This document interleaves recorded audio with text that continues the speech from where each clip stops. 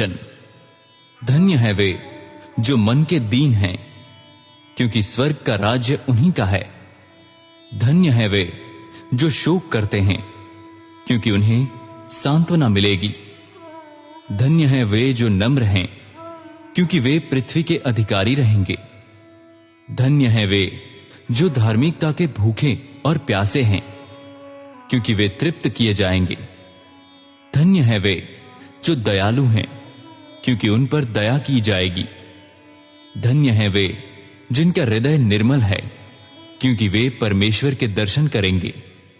धन्य है वे जो मेल मिलाप कराते हैं, क्योंकि वे परमेश्वर की संतान कहलाएंगे।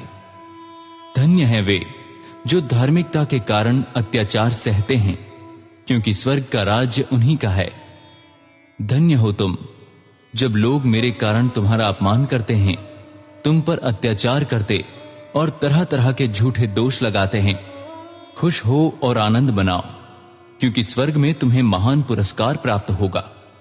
तुम्हारे पहले के नबियों पर भी उन्होंने इसी तरह अत्याचार किया था।